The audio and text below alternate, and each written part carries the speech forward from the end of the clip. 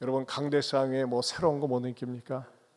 장미 한 송이를 보십시오. 이 당당함, 저를 향해서 목을 살짝 이렇게 기울이고 말씀하옵소서 듣겠나이다 하는 마음으로 이렇게 고개를 이렇게 숙이고 있습니다. 참 우리 집사님이 이렇게 이거 하나도 딱 키워가지고 또 수고해 주셔서 얼마나 감사한지 모르겠습니다. 오늘은 나와 내 말을 부끄러워하면 이라는 제목으로 말씀을 준비했습니다. 11월 한 달 동안 계속 말씀을 암송하면서 저는 이 말씀이 우리의 마음에 오늘 설교 말씀을 통해서도 그렇고 암송하면서 깨닫고 느끼고 정말 주님이 부끄러워하지 않는 그런 하나님의 자녀가 되어야지, 이런 그런 심정을, 각오를 주셨으면 해서 말씀을 준비했습니다. 여러분, 부끄럽다, 창피해, 부끄러워. 이 부끄러움에는요 두 가지 의미가 있음을 제가 발견했습니다. 첫째는요, 부끄러움에 긍정적 의미가 있습니다. 부끄러움의 긍정적 의미는 뭘까요? 뭔가 잘못했을 때, 실수를 했을 때, 죄를 졌을 때 창피해, 부끄러워, 얼굴을 못 들겠어. 이게 정상적입니다. 자, 얼마 전에 캄보디아에서 비행기에 한 60-70명이 말이죠, 이렇게 호송돼서 왔습니다. 그 온 사람들 주변에는 말이죠, 딱 호위무사처럼 옆에 딱 팔짱을 끼고 있었고, 이 사람들은 모자를 깊이 내리쓰고 또 마스크를 하고 손에다가는 말이죠, 딱 수갑을 차고, 또 수갑 찬 것을 누가 가족이 못 보게 할 사람 수건으로 덮고 이렇게 수그리고 왔습니다. 누구도 고개를 쳐들지 않았습니다. 왜 그런 것이죠? 부끄러우니까. 공개적으로 죄를 지었기 때문에 그렇습니다. 사람은요, 죄를 지면요 부끄러움을 느끼게 되어 있습니다. 아니면 타의에 의해서라도 부끄러움을 느끼게 만드는 거예요. 부끄러움을 느끼게 됩니다. 근데 분명히 어떤 잘못을 저질렀는데도, 죄를 저질렀는데도 불구하고 부끄러움을 못 느낀다. 그런 인간을 일컬어서 뭐라고 합니까? 저 인간은 인면수심이다. 즉 사람의 얼굴을 하고 있지만 마음은 짐승과 같다. 그렇게 그 사람을 갖다가 공격하지 않습니까? 그러나 부끄러움에 부정적 의미가 있습니다. 좀 표현이 이상합니다만 무슨 말이냐면, 부끄러움에 대해서 전혀 부끄럽지 않은 사람들이 있습니다. 어떤 사람들일까요? 좋은 일을 했을 때, 착한 일을 했을 때, 상 받을 일을 했습니다. 칭찬받을 일을 했습니다. 딱 부릅니다. 그러면요 어떡합니까? 당당하게 일어서서 자기를 표현하고 또 박수를 받을 수 있습니다. 왜 그런 것이죠? 부끄러운 것이 아니고 자랑스러운 일이기 때문에 그렇습니다. 근데 여러분, 오늘 말씀을 여러분들이 읽으면서 암송하면서 마음에 느낌이 와 닿아야 됩니다. 누구든지 지위 고하를 막론하고, 누구든지 나와 예수님과 예수님의 말씀을 부끄러워하면 인자도 어떻게 한다고 그랬어요? 자기와 아버지와 거룩한 천사들의 영광으로 올 때에 삼위 하나님께서 말이죠, 영광 가운데서 재림하실 때 그 사람을 부끄러워한다고 그랬어요. 여러분 생각해 보세요. 교회 열심히 다녔는데, 나름대로 그래도 꾸준히 교회 다녔는데, 우리 주님이 난 너 부끄러워, 너 창피해, 너라고 상종하고 싶지가 않아, 그런 인물의 기피 대상이 된다면 얼마나 속상하겠어요. 저는 이 말씀을 처음에 읽으면서는요 뜨끔하기도 하고, 또 어떤 사람에게는 섬뜩하기도 하고, 그런 어떤 사람에게는 말이죠 당당할 수 있을 것입니다. 맞아요. 나는요 주님 앞에 부끄럽지 않게 살았고요, 부끄럽지 않게 살 거예요. 왜? 주님이 자랑스럽기 때문에. 그렇다면요 여러분, 어떤 경우에 내가 부끄럽지 않게 살 수 있을까요? 우리 예수님에 대해서, 예수님의 말씀에 대해서 당당하게 자신 있게 큰 소리치며 외칠 수 있을까요? 첫째는요, 구원의 확신이 있을 때 부끄럽지 않다는 것입니다. 구원의 확신이 있을 때 부끄럽지 않습니다. 여러분들 가운데 그런 분 계신지 모르겠어요. 교회 다니면서도 내가 교회 다니는 것을 누군가에게 알리지 말아라. 무슨 신앙입니까? 이순신 신앙입니다. 내가 죽는 것을 누구한테 얘기하지 말아라. 내가 교회 다니는 것을 누구한테 알리지 말아라. 왜? 쪽팔리니까. 제가 서울 사랑교회 부교역자로 있을 때 일입니다. 이건 실화입니다.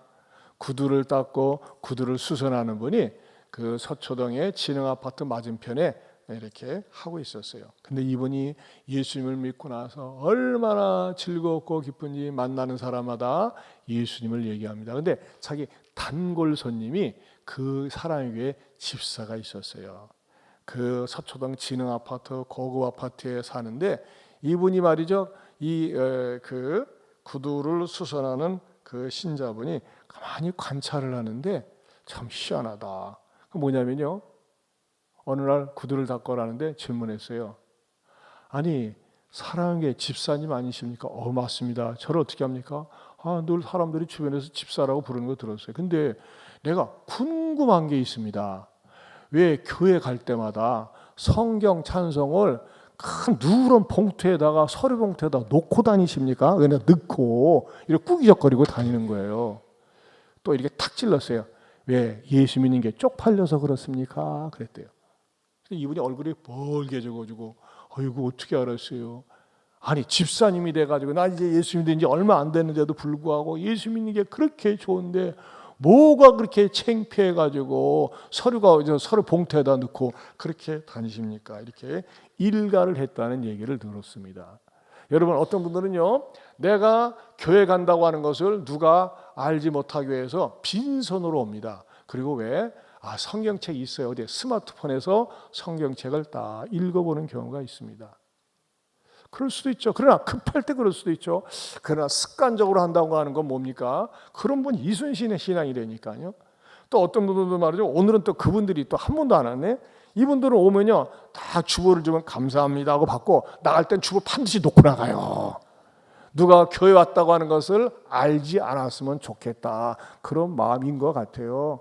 여러분 왜 그런 것이죠? 왜 교회 다니는 것이 창피하게 생각할까요? 그것은요 내가 믿는 믿음의 대상인 예수님에 대한 확신이 없어서 그렇습니다. 자신감이 없는 거예요. 여러분 예수님 믿는 것이 자신 있고 확신이 있다면요 절대 누구한테 예수님 믿는 것을 얘기하는 것을 부끄러워하지 않습니다. 여러분 저는요 이 세상에서 가장 잘하고 가장 좋은 것은요 예수님 믿게 된 겁니다. 저는 저 자신의 꼬라지를 봐도요 제가 만약에 예수님을 믿지 않았더라면 나의 인생이 어떻게 되었을까. 그런 의미에서 예수님을 내가 믿게 되었고 예수님을 의지하고 산다는 것이 내 인생의 최고 최상의 축복입니다. 제가 여러분들에게 질문하겠습니다. 여러분의 인생을 지옥으로부터 구원해 주실 분은 누구십니까? 주 예수 그리스도. 죄와 사망으로부터 구원해 주실 분은 누구십니까? 주 예수 그리스도. 내 인생을 평생 책임지실 분은 누구십니까? 주 예수 그리스도. 네, 남들 다 손은 들어도 악착같이 안 드는 분이 있어요. 물론 들긴 해. 밑으로 들어요. 이렇게 밑으로. 여러분 이런 분들은 왜 그럴까요? 확신이 없는 거예요. 확신이 없어요. 저는요 제가 예수님을 믿게 되면서 죄로부터 구원을 받고 또 예수님을 믿지 않으면 심판받아 지옥불에 지옥에 던짐을 받을 터인데 예수님을 믿게 되면서 죄와 심판으로부터 구원받고 하나님의 자녀가 되었다는 사실이 얼마나 기쁘고 감사한지 모릅니다. 여러분 인간은요 감정의 동물입니다. 감정이라고 하는 건요 희노애락을 상황에 따라서 표현할 수 있어야 됩니다. 희노애락을 표현하지 못하는 인간을 일컬어서 뭐라 합니까? 죽었다 그럽니다. 예? 돌아가셨다. 아무 표정이 없어요. 무뚝뚝합니다. 사도행전을 보면 말이죠. 제가 사도행전 강의 설교 계속 하고 있는데 바울과 실라가 복음을 전하다가 억울하게 투옥되어서 두들겨 맞고 신음하며 원망하는 것이 아니라 그 복음 때문에 핍박받은 것에 대해서 기도하고 찬양을 할 때에 그 감옥 안에 큰 지진이 일어났습니다. 지진이 일어나면서 그 쇠사슬이 풀리고 옥토가 흔들리면서 감옥문이 열렸어요. 근데 그 사실을 뒤늦게 알게 된 간수가 아이고 죄수들이 다 도망갔구나 깜짝 놀래가지고 칼을 빼서 자결하려고 했을 때 스탑! 우리가 여기 있어 내 몸 상하게 하지 마. 그랬을 때 이 간수에게는 희소식이거든요. 살았다. 감사합니다. 아이고 도망가지 않았군요. 고맙습니다. 그래야 되는데 그 말을 안 했어요. 어떻게 했습니까? 두렵고 떨면서 엎드렸다고 그랬습니다. 그러면서 뭐라고 바울에게 했어요? 우리가 어떻게 하여야 선생들아 우리가 어떻게 하여야 구원을 받겠는가? 내가 어떻게 하여 구원을 받겠는가? 라고 구원에 대한 근본적인 질문했을 때 바울이 주 예수를 믿으라 그리하면 너와 내 집이 구원을 받으리라 하면서 쭉 풀어서 설명했을 때 이 간수는요 자기 인생을 살면서 한 번도 맛보지 못한 희열을 맛봤고 기쁨을 맛봤고 자기 혼자만 믿기는 아까우니까 억울하니까 자기 가족들을 다 깨워가지고서 복음을 들었습니다. 그리고 세례를 받았죠. 그러고 난 다음에 결과가 어땠을까요? 사도행전 16장 34절입니다. 같이 보겠습니다. 그들을 데리고 자기 집에 올라가서 음식을 차려주고 그와 온 집안이 하나님을 믿음으로 구원을 받음으로 크게 기뻐하니라. 예, 하나님을 믿음으로 구원을 받음으로 크게 기뻐하니라 그랬어요. 여러분 언제 크게 기뻐해 본 적이 있습니까? 선물 받았을 때 기쁘죠.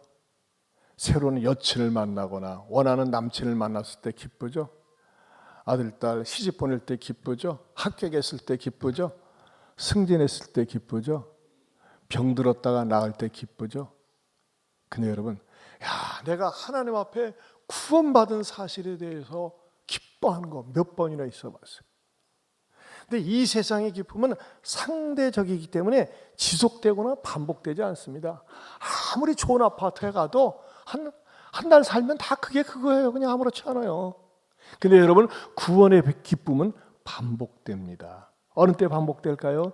예배 드릴 때마다 하나님의 영이 임재하면서 찬송을 부를 때마다 나를 구원시켜 주신 그 은혜가 감사하고 감격하고 어떤 분들은요 찬송을 부를 때 설교 듣고 말씀을 듣고 찬송을 부를 때마다 기쁘고 감격해 합니다. 이 기쁨은요 하나님이 주시는 기쁨이요 이 기쁨은 영원한 기쁨이요 반복돼도 지루하지 않는 기쁨입니다. 이게 바로 구원의 기쁨이에요. 저희 교회에 좀 이 자리에 계셔서 죄송한데 한 몇 개월 전에 우리 이정문 성도님께서 지금 이제 한국 나이로는 75인데 간증문을 쓰신 적이 있으셨어요. 그래서 제가 설교를 준비하면서 그때 간증문이 떠올라가지고 찾아보니까 또다시 감격이 돼서 제가 인용을 해드리려고 합니다. 저는 얼마 전 새가족 교육을 받으면서 운전할 때 욕하지 않고 부정적으로 말하지 않겠다고 주님과 영적 가족들 앞에서 선포를 했습니다. 저 자신을 믿으면 지키기 어려우니 주님께 의지하며 힘을 구하고 싶었습니다. 그만큼 고치고 싶은 제 안에 부끄러운 부분이었지요. 저는 운전대만 잡으면 지나칠 정도로 남에게 욕을 해대는 못된 버릇이 있었습니다.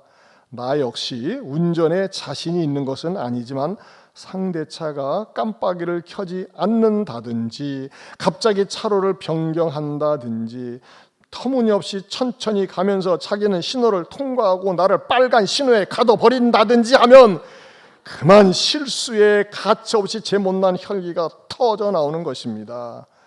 그 사람은 듣지도 못할 텐데도 혼잣말로 욕을 해버리는 것이죠. 그렇게 하면 제 자신은 당장 시원할지 모르나 곁에 있는 가족들이 죄 없이 그 욕을 듣게 된다는 것을 이제껏 잘 깨닫지 못했습니다. 목사님께서 전해주시는 성경 말씀을 통해 천천히 예며들면서 나의 판단과 잘못된 언어 습관 때문에 가족들이 많이 힘들 수도 있겠구나 하고 제 자신을 돌아보게 되었습니다. 스스로 못났다고 생각하던 저에게 변화의 물결이 일기 시작한 것은 모든 공적인 예배를 드리게 되면서입니다. 지난해 12월 10일 새생명 축제의 첫 예배자로 불러주셨을 당시에도 큰 은혜를 받고 점점 말씀에 사로잡혀 갔지만 주일 한 번 예배를 드리는 것으로 전적인 변화를 기대하기엔 인간이란 참 연약한 존재임을 깨닫게 됩니다. 그러던 중 여름에 있었던 힐링 캠프에서 예한 공동체의 사랑이 예수님과 참 많이 닮았다는 것을 느끼고 나니 모든 영적 지도자들의 권면과 사랑이 감사하고 순종하고픈 마음이 불일 듯 이는 것입니다. 그 후 주일 예배, 수요예배, 전토세, 다락방 예배까지 빠짐없이 예배드리고 눈물로 찬양하며 주님께 나아갔습니다. 때마다 값없이 주시는 주님의 사랑에 감격하고 깊이 회개할 수 있음에 감사할 뿐입니다. 이렇게 조건 없이 받는 은혜와 성령의 임재에 대한 감사를 어떻게 갚을 수 있을까 하던 중 바자회가 열리고 나도 무엇이든지 주님 나라를 위해 돕고 싶다는 마음이 생겼습니다. 소속도 불분명하고 딱히 주어지거나 정해진 일은 없어도 무조건 교회로 달려가 두 손 걷었더니 세상에 키가 커서 닿을 곳도 많고 일머리도 좋다는 칭찬도 들으며 기쁘고 행복했습니다. 아내의 병원 일정을 바꾸도록 지혜를 주셔서 신앙생활의 길잡이인 새가족반을 시작하고 예습과 복습으로 말씀을 더 가까이 하고 성도들의 삶을 깊이 나누며 주님이 주시는 값없는 축복을 느꼈습니다. 유튜브를 통해서 세상에요, 이런 분 전 처음 봐요. 제 설교를 그동안에 250편의 줄 설교 말씀을 다 들은 거예요. 250편. 그리고 전토세 각종 집회 간증문 등을 보고 또 보면서 예안이 멋진 식구가 되기 위해 노력하고픈 마음을 주심도 감사합니다. 성경 일독을 향한 작정 기도를 하게 하신 은혜도 감사합니다. 나태하지 않게 하루 10장씩 꼭 주님과 약속을 지킬 수 있게 해달라고 기도했지요. 이제는 신약 10번 읽기에 도전하며 하루에 5장씩 늘 말씀을 가까이 두게 하신 은혜에 감사합니다. 한 장도 못 읽는 집사님 부끄러워하시기 바랍니다. 하루에 이번엔 10장씩 읽으세요. 하루 5장씩. 주님, 이렇게 주님 앞에 어린아이같이 신나는 마음으로 매일매일 성전에 들리고픈 마음을 주심도 감사합니다. 섬김이 행복하고 즐겁다는 것을 알게 하심도 감사합니다. 무엇보다도 복음을 전파해야 할 곳이 있다면 어디든 언제든 달려가서 목사님께 배운 대로 열심히 전하고 싶은 마음을 주심이 감사합니다. 목요 전도단에 들어가 믿음의 식구들과 함께 성령으로 입술을 떼게 하심도 감사합니다. 비록 늦게나마 신앙생활을 하지만 예수님이 나를 구원시켜 주셨다는 감격이 있고 확신이 있다 보니까 이제는 부부가 예안 전도단에 나와서 전도하고 또 틈만 나면 교회 와서 살피고 봉사를 하십니다. 무엇이 이렇게 만들었죠? 예수님을 인격적으로 만나고 구원의 확신이 있으니까 주님을 위해서 시간을 보내고 주의 전에서 봉사하고 진짜 틈만 나면 같이 전지 작업을 하고 꽃밭을 가꾸고 주변을 둘러보세요. 얼마나 감사한지 몰라요. 원래 이런 분들 아니었어요. 근데 부부가 같이 예안 전도단에 참여하고 또 심지어는 병원에 갈 때도요, 꼭 주보를 갖고 가시고 원장님에게 전도를 하고 그러신답니다. 무엇이 이렇게 만들었습니까? 예수님에 대한 확신이 있는 거예요. 내 인생에 있어서 내가 예수님을 나의 구세주로 믿고 사니까는 마음속에 평안과 기쁨과 행복을 주시는 겁니다. 이분들만 독점물입니까? 아닙니다. 나도 내가 말씀을 들으면서 내 안에 예수님만이 나의 유일한 구주가 되십니다. 구세주가 됐습니다. 고백할 수 있습니까? 여러분의 인생의 구세주는 예수님이라고 믿으십니까? 아멘 하는 분은 그런 줄로 믿습니다. 여러분, 이렇게 고백하는 분은요, 가만히 있을 수가 없어요. 예수님 믿는 게 자랑스러운 거예요. 예수님 믿는 게 좋은 거예요. 왜 예수님을 믿지 않고 살까? 안 믿는 사람을 보면 안타깝고 답답하는 거예요. 이런 분들은요, 우리 주님이 부끄러워하지 않습니다. 자랑스러워합니다. 두 번째로, 복음의 능력을 알면 부끄럽지 않습니다. 복음에는 능력이 있습니다. 복음은 무엇입니까? 예수님의 말씀입니다. 복음은 예수님의 가르침입니다. 여러분, 이 세상에는요, 수없이 많은 지식들이 있습니다. 이 지식들을 터득하기 위해서 교육을 받고 학교를 가고 더 나은 학교를 가고 더 많이 연구합니다. 또 철학이 있습니다. 사상이 있습니다. 어떤 분야에 있어서 많이 알고 있는 사람을 일컬어서 똑똑하다고 합니다. 유식한 사람이라고 합니다. 또 어떤 분야에 있어서 전문적으로 알고 있는 사람을 일컬어서 전문가라고 이야기합니다. 또 우리 주변에는요, 좋은 고등 종교도 많이 있습니다. 고등 종교 가운데 하나가 불교입니다. 여러분 때로는요, 텔레비전에서 템플 스테이 인기 있어요. 외국인들 와가지고 말이죠, 딱 앉아가지고 그냥 딱 이렇게 손 들고 가부좌 들고 하면서 이제 물어보면요, 마음이 시원하고 속이 시원하고 모든 것을 잊어버리고 막 이런저런 얘기를 해요. 그럼 어떻게 가고 싶어요? 가볼 수도 있죠. 근데 여러분, 세상 종교는요, 마음을 순간적으로 시원하게 하고 맑게 하고 좀 착하게 살고 싶은 마음을 갖게 할 수 있고 선하게 살고 싶은 마음을 갖고 싶고 좋은 사람으로 정직한 사람으로 살고 싶은 마음을 가지게 할 수 있어요. 그러나 여러분, 죄인을 의인으로 만들지 못합니다. 악인을 의인으로 만들지 못합니다. 그러나 복음은 죄인을 의인으로 만듭니다. 복음은 악인을 의인으로 만듭니다. 이게 복음의 능력입니다. 여러분, 착하게 살아라, 바르게 살아라, 정직하게 살아라. 어디서 하는 겁니까? 감옥에서도 합니다. 죄 짓고 들어온 사람들이 야, 우리 룰은 우리 속이면 안 돼, 정직해야 돼, 사기치면 안 돼, 사기치면 작살나 하면서 말이야, 감옥 안에서도 거짓말하면 혼내주고 말이죠. 등쳐먹으면 박살납니다. 감옥 안에서도 룰이 있어요. 법이 있어요. 도덕적으로 살라고 그래. 도덕을 범하고 들어온 인간들이 도덕으로 깨끗하게 살라고 그래요. 이게 세상 법이에요. 여러분, 감옥이나 세상이라는 감옥이나 착하게 살아라, 열심히 살아, 잘못된 것 아닙니다. 그러나 사람을 근본적으로는 바꿀 수가 없다는 것입니다. 사람을 180도 바꿀 수가 없습니다. 악한 사람이 의인으로 만들 수 없어요. 죄인을 의인으로 만들 수 없습니다. 무엇이 사람을 의인으로, 무엇을 사람을 갖다가 진짜 거듭난 사람으로 만들 수 있습니까? 복음밖에 없습니다. 그래서 사도 바울은요, 이 복음에 대해서 얼마나 자신만만하게 얘기하는 줄 아십니까? 로마서 1장 16절에 이렇게 선언하고 있습니다. 봅니다. 내가 복음을 부끄러워하지 아니하노니 이 복음은 모든 믿는 자에게 구원을 주시는 하나님의 능력이 됨이라. 먼저는 유대인에게요, 그리고 헬라인에게로다. 여러분, 이 복음은요, 정말 바뀔 수 없을 것 같은 사람이 바뀝니다. 달라질 수 없을 것 같은 사람이 달라집니다.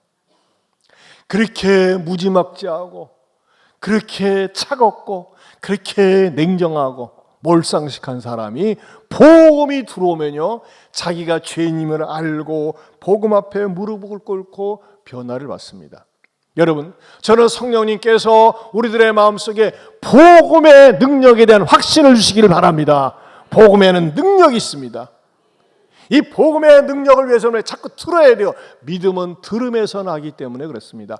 들으면서 깨달아지는 겁니다. 깨달아지면서 확신되는 겁니다. 확신을 가지면서 구주 예수님을 인격적으로 만나는 것입니다. 이런 복음의 능력과 축복이 여러분들에게 있기를 축원합니다. 여러분, 복음을 제대로 들으려면 어떻게 돼요? 집중해서 봐야 돼요. 집중해서. 이제 그만 조시고, 저분은 초장부터 조네. 초장부터는 제 탓이 아니에요. 권사님 눈 좀 뜨세요. 정 반대편에 있어요. 너무나 철야를 많이 해가지고, 철야 너무 많이 하는 거 안 좋아요. 예배 시간에 졸는 건 꽝이야. 그 하나님 기도 안 받아요.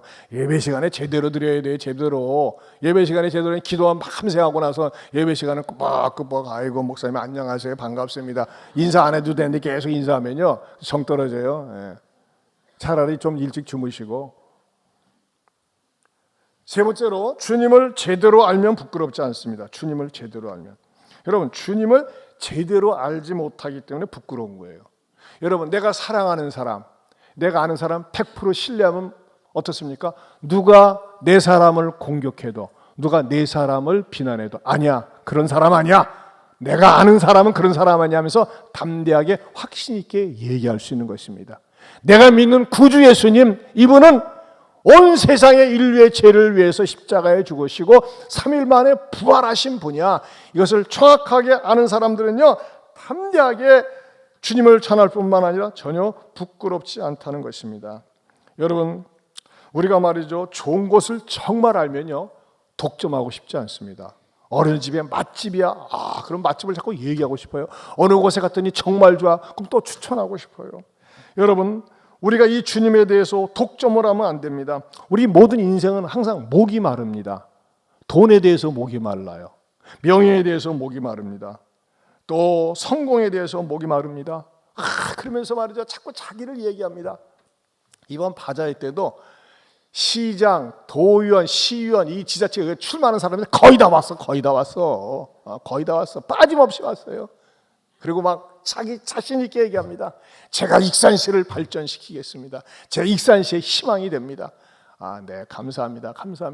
자기 스스로를 얘기하는 거예요. 자신이 있으니까 자기를 제대로 알아달라는 겁니다. 여러분, 그런데 이거 아십니까? 우리 인생은요, 항상 목이 마릅니다. 돈을 많이 번 사람일수록 더 목이 말라요. 더 많이 벌고 싶고, 명예에 대해서 목이 마르고, 성공에 대해서 목이 마릅니다. 그런데 이 세상의 모든 것은요, 마시면 마실수록 바닷물을 마시는 것처럼, 소금물을 마시는 것처럼 목이 마릅니다. 그런데 우리 예수님께서는요, 인생들이 항상 무엇인가 목이 마른 것을 알고 계셨어요. 그래서 예수님 뭐라고 말씀하셨는지 알아요? 요한복음 7장 37절입니다. 같이 보겠습니다. 명절 끝날 곧 큰 날에 예수께서 서서 외쳐 이르시되 누구든지 목마르거든 내게로 와서 마시라. 여러분, 이 말에 어폐가 있다고 보지 않습니까? 그렇게 보여요. 누구든지 목마르거든 내가 마실 것을 줄 테니까 마셔라 해야지 문장이 되는데, 예수님은요, 누구든지 목마르면 내게로 와서 마시래요. 세상에 예수님을 마시래. 그렇죠? 웃을 만합니다. 예수님을 갈아서 주는 건가? 어떻게 마시는 거죠? 그것은요, 예수님을 받아들이는 전인격적인 표현입니다. 우리가 물을 마시면 여기 뭐가지 여기만 시원합니까? 전체가 시원한 것처럼 예수님을 마시라는 것은 예수님을 영접하라는 것입니다. 좀 더 이해를 돕기 위해서, 여러분, 술을 좋아하는 분들은요, 무슨 좋은 일을 만났을 때 좋아서 술 마시고, 기분 나빴을 때 기분 나빠서 술을 마십니다.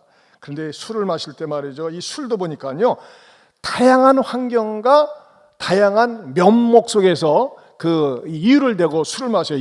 우리 사람들이 다양한 사람인 것처럼 저는 자랑스럽게도 술을 한 모금도 마셔본 적이 없습니다. 그래서 제가 술에 대해서 조금 연구를 해봤는데 이렇더라고요. 속풀이한다고 먹는 것이 쇠주, 모처럼 기분 멋들어지게 먹자고 비싸게 먹는 게 양주, 누구나 어울려서 먹자고 하는 것이 맥주, 식사 전에 식욕을 돋군다고 먹는 게 반주, 술을 높여서 예의를 갖춰서 먹는 게 약주, 은근히 홀짝홀짝 마시는 게 밀주. 여러분, 술이 들어가면요, 이제 이건 제가 경험이 아니라 이제 보고서, 술이 들어가면 부끄럽지 않다고 합니다. 술이 건하게 치면 모여가지고 사장 그식 이거 말이야, 전적 있다고 말이야, 하면서 말이죠, 막 위상사를 욕하고 공격합니다. 술 먹기 전에 감히 그런 말 못하죠. 술 기울에 부끄러움 없이 얘기를 하는 거예요. 그 어느 교사 선생님이 초등학교에서 퀴즈를 했어요. 얘들아, 길거리에서 말이야, 어떤 아저씨가 술 취해서 막 큰 소리를 치고 막 노래를 부르는 거야. 그것을 사자성어로 뭐라고 하죠? 네, 선생님, 고성방가요. 그래, 좀 다른 말은 없을까? 미친 건가? 아니, 좀 더 우리들의 마음에 와 닿는 그런 답은 없을까요? 네, 선생님, 저요. 아빠 왔네. 얼마나 자식이 아빠가 지아비가 그런 걸 봤으면 그랬겠어요. 여러분, 술이 들어가면 부끄러운 줄 모르는 것처럼 예수님이 진짜 들어가면요, 예수님에 대해서 얘기하는 것이 부끄럽지 않습니다. 그리고 기회가 주어지면요, 어떻게든지 예수님에 대해서 이야기하고 싶습니다. 지난 11월 1일 토요일입니다. 지난주 토요일 날 우리 교회 성현주 권사님께서 함나원에 있는 함나 등대 도서관에서 개인 미술 전시회가 있었습니다. 그래서 교육자들과 함께 축하하러 3시에 시간에 맞춰서 갔습니다. 다 갔더니 말이죠, 그 도서관 앞에 조그만 마당에서 기념 세리머니 음악회를 하고 있었어요. 간이 음악회입니다. 그리고 거기다가 출연진들 1번서부터 5번까지 쭉 적혀져 있는데 1번서부터 4번까지 전부 우리 교인들이었어요. 우리 교인들을 쫙 포섭해가지고 1번에는 우리 김영철 집사님이 부르고, 근데 날씨가 좀 쌀쌀했어요. 어디 말하자면 완전히 바깥에서 하기 때문에. 그래가지고 서서 그냥 왔다 갔다 하면서 지켜보고 있는데, 그것이 안쓰러운지 우리 사회 보시는 권사님이 저한테 다가오더니, 목사님, 참 예의가 있어요. 목사님, 토요일인데 더 바쁘실 텐데 2번 두 번째 그 노래 부르고 난 다음에 목사님이 축사하시고 돌아갈 수 있도록 배려해 드릴까요? 그러더라고요. 얼마나 고마워요. 그런데 모처럼 온 김에 저 끝까지 다 지켜보고 그 다음에 돌아가겠습니다. 그러시더니 처음부터 끝까지 하고, 맨 마지막 순서는 그 권사님이 속한 동아리 회원들이 말이죠, 나와서 연주회를 했어요. 작은 연주회를, 연주회를 아주 좀 약간 부족하게 했어요. 프로급으로 하진 않고 저렇게 했어요. 그래도 제가 맨 마지막에 이제 다 끝난 다음에 이제 예안교 목사님이 오셔서 축사해 주시겠습니다. 제가 나갔더니 그 연주했던 동아리 회원들이 싹 썰물처럼 빠져나가지고 도서관으로 들어가 버렸어요. 축사하려고 하니까 축사 대상자가 우리 교인밖에 없어. 할 말이 별로 없어. 제가 어떻게 하겠어요? 죄송하지만 저는요, 여기를 축하하는 의미로 끝까지, 중간에 저한테 가도 된다고 그랬는데 끝까지 참석한 것처럼 안에 들어가 계신 분들 춥겠지만 다 나오시면 좋겠습니다. 그래서 기다렸어요. 다 나올 때까지 오기가 있지.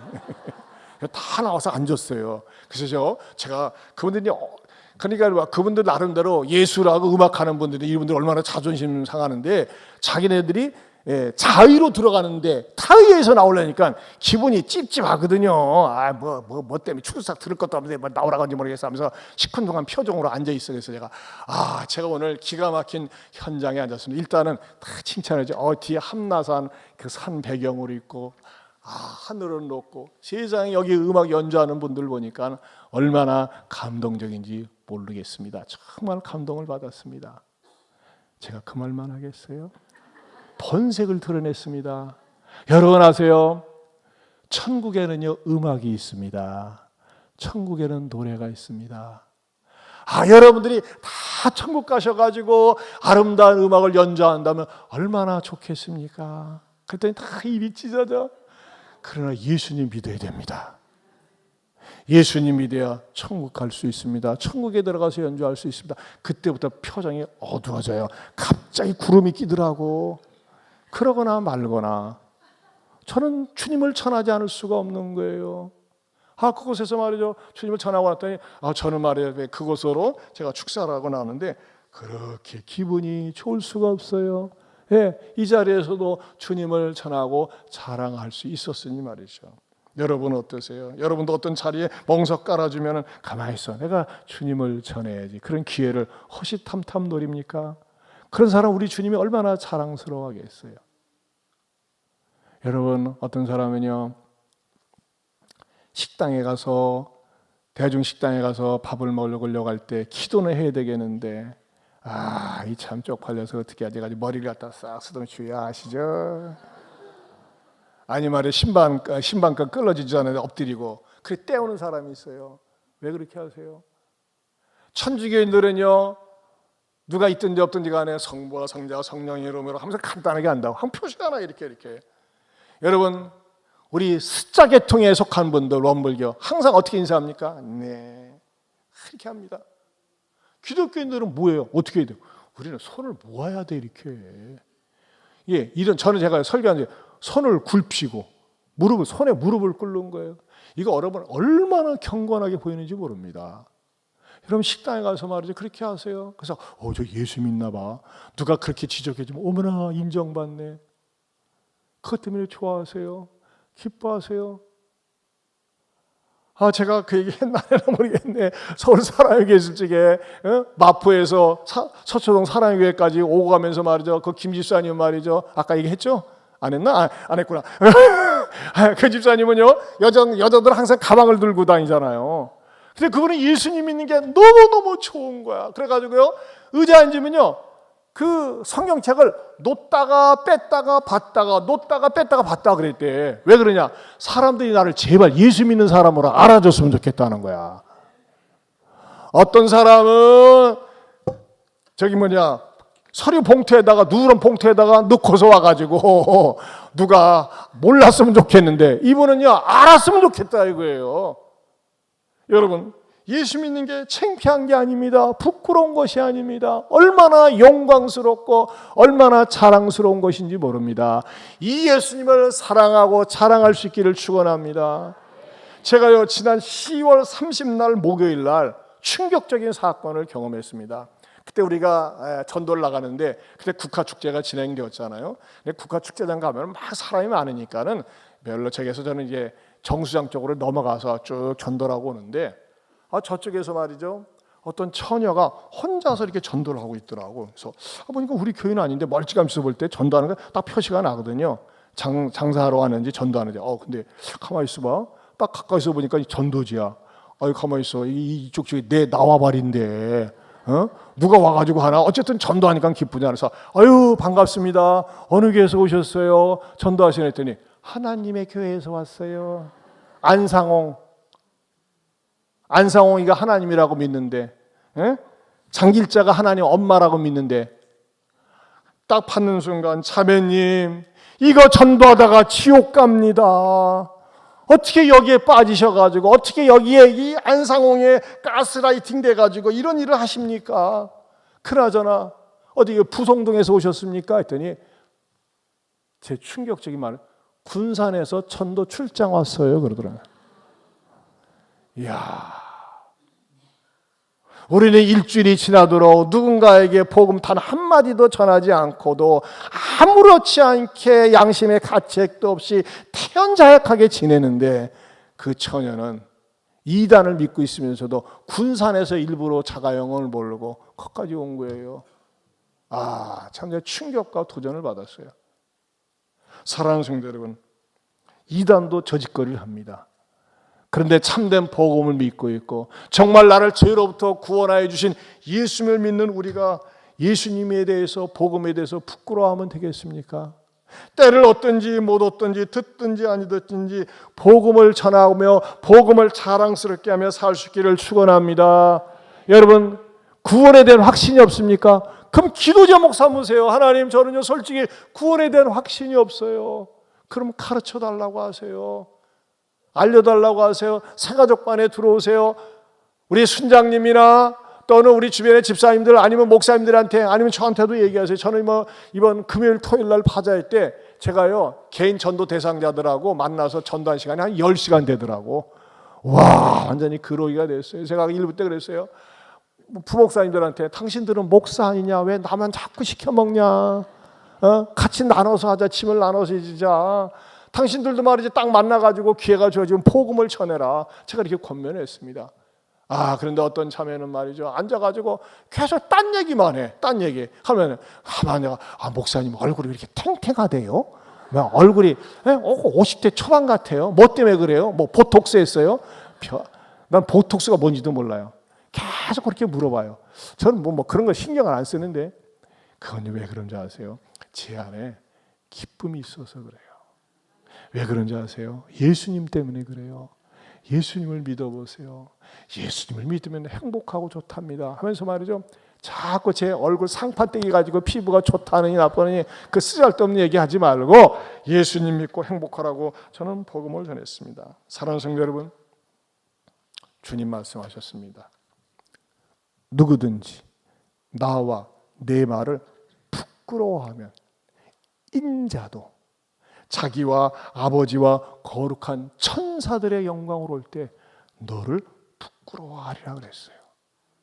부끄럼 당하지 않는 저와 여러분 될 수 있기를 축원합니다. 하나님 아버지, 감사합니다.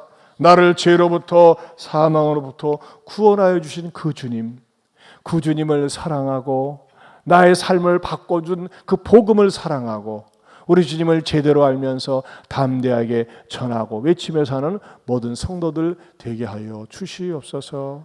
예수님 이름으로 기도하옵나이다. 아멘. 우리 다 같이 일어서서 찬송가 176장 부르겠습니다.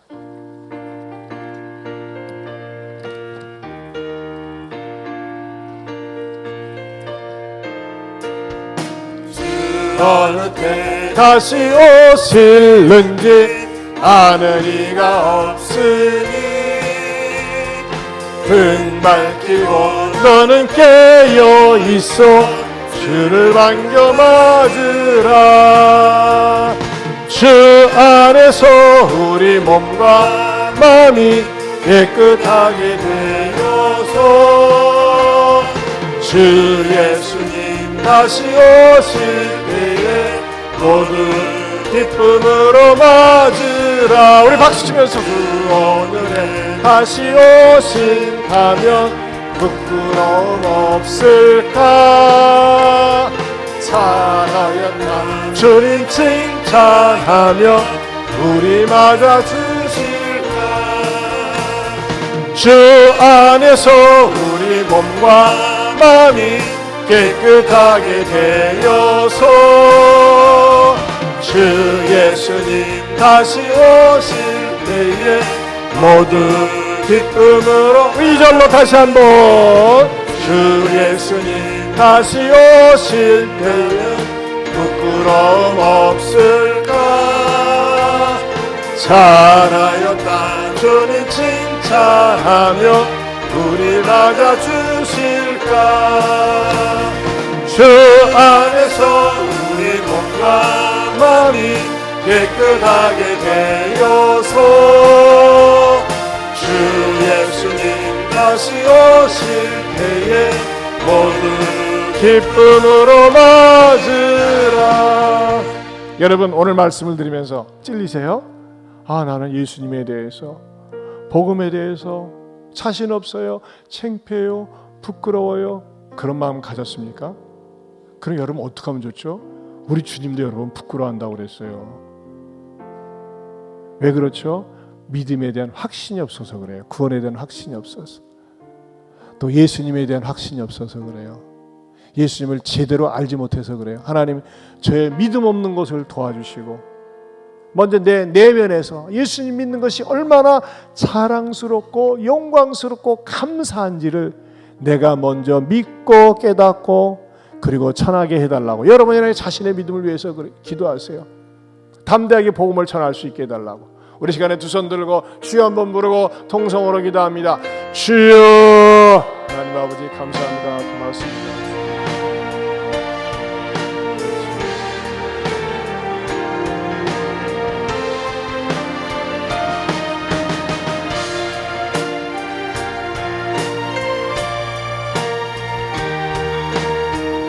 주님, 주님.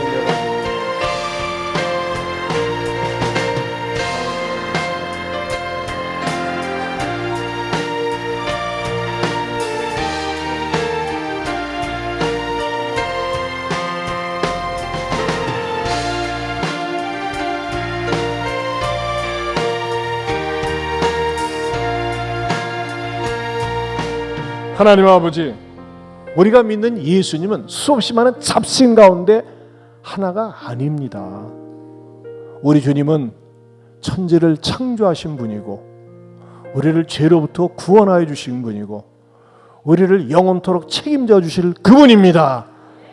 그분에 대해서 믿을수록 예배할수록 감사하고 자랑스럽고 영광스럽고 전할 수 있는 우리 모든 아름다운 주님의 제자들 그리스도인들 되게 하여 주시옵소서. 이제는 우리 주 예수 그리스도의 은혜와 하나님 아버지의 변함이 없는 사랑과 성령님의 감화감동 교통하심의 은혜가 우리 주님에 대해서 부끄러워하지 않고 담대히 전하며 보여주며 살겠노라고 다짐하는 성도들 위해 영원토록 함께 있을지어다. 아멘.